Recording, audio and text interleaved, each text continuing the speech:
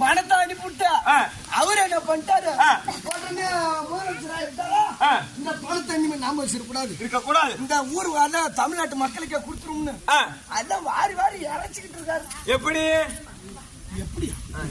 ஏண்டா மாசம் 15ஆம் தேதி ஆச்சுன்னா 1000 ரூபாய் சக்கரை ஆமா ஆறு விட்டு போனா அதான் நான் கரும்பு போட்ட பணம்னா பணத்தை தின்னு எப்படி தூங்குது பாத்தியா? கரும்பு போட்ட பணம் தான் சிரிச்சு போச்சு.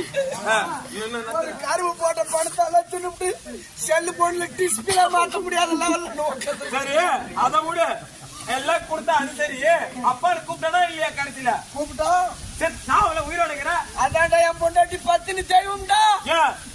அப்பான்னு சொன்னா பாரு, எங்க எழுத்து விட்டு கணேசன் சேர்த்துட்டா. அப்பான்னு சொல்றது அமைச்சாங்கன்னா அது அவன் கூட அப்புறம் பத்திரின்னு சொல்றான்.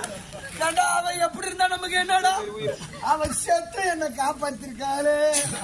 பத்திரி செய்வோம். பொண்டாட்டி பத்திரிக்கை நடந்தது இருக்கட்டும், வந்தாம்மா கண்டிப்பா போ. என் கதை உனக்கு வேணும், உன் கதை சிரிச்சு போச்சு. இது என் பணம் மரியாதையா ஒரு ஆளுக்கு 500 ரூபாய் கொடுத்து போங்க.